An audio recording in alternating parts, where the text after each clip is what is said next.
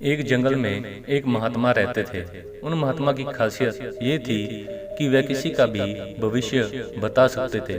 बड़े बड़े राजा उन्हें मानते थे और उनके बताए हुए मार्ग पर चलते थे।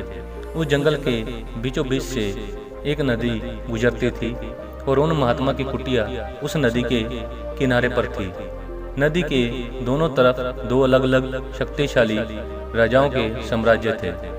वह दोनों ही राजा उस महात्मा को बहुत मानते थे। वह दोनों जब भी कोई बड़ा कार्य करते थे तो उन महात्मा से सलाह लेने के लिए अवश्य आते थे। एक दिन इन दोनों राजाओं में किसी बात पर कहासुनी हो गई। बात इतनी बढ़ गई कि नौबत युद्ध पर आ गई। युद्ध की तारीख और समय ये दोनों तय कर दिया गया। पर जैसा कि दोनों राजाओं का नियम था कि जब भी कोई बड़ा कार्य करते थे तो वह दोनों उस महात्मा की सलाह जरूर लेते थे।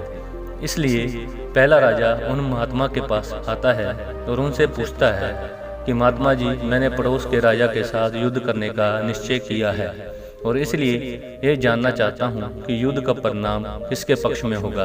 वह महात्मा कहते हैं कि यदि तुमने युद्ध किया तो तुम्हारी हार निश्चित है। फिर वो राजा महात्मा जी से पूछता है कि क्या जीतने का कोई भी उपाय नहीं है। वह महात्मा कहते हैं कि यदि युद्ध किया तो हार निश्चित है।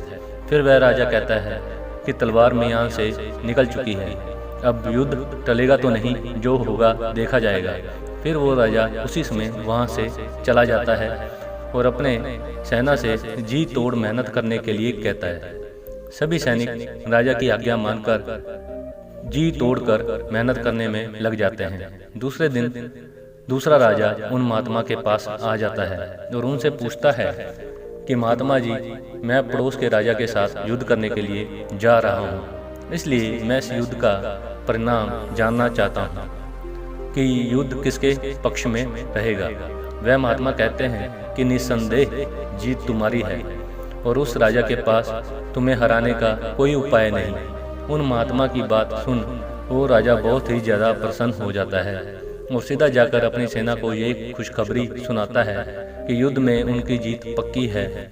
ये बात सुनकर उस राजा के सैनिक भी बहुत खुश हो जाते हैं और युद्ध की तैयारियों में लग जाते हैं। समय बीतता है और युद्ध का दिन आ जाता है। रणभेरियां बजाई जाती हैं और युद्ध शुरू हो जाता है। दोनों सेनाएं एक दूसरे के साथ भिड़ जाती हैं और मारकाट मच जाती है। देखते ही देखते जिस पहले राजा की हार निश्चित थी वह दूसरे राजा की सेना को ढेर कर देती है और पहला राजा वो युद्ध जीत जाता है जिसे उन महात्मा ने कहा था कि वो युद्ध हारेगा। युद्ध जीतने के बाद वो पहला राजा उन महात्मा के पास चला जाता है और उनसे पूछता है कि महात्मा जी, आपने तो कहा था कि मैं तो युद्ध हार जाऊंगा, लेकिन मैं तो युद्ध जीत गया। आपकी भविष्यवाणी गलत कैसे निकली। फिर वह महात्मा उस राजा से कहते हैं कि मैंने तो वो कहा था जो तुम्हारे भाग्य में लिखा था, लेकिन तुमने अपने कर्म से अपने भाग्य को बदल दिया। तुम्हारी जीत का कारण ये है कि तुमने अपने भाग्य से ज्यादा अपने कर्म को आवश्यक समझा और दूसरे राजा ने अपना सब कुछ भाग्य पर छोड़ दिया। उसने अपने कर्म से ज्यादा अपने भाग्य को आवश्यक समझा और पूरे समय निश्चिंतता से भरा रहा, जिसके कारण आज तुम विजयी हो और वो तुम्हारा बंधक है।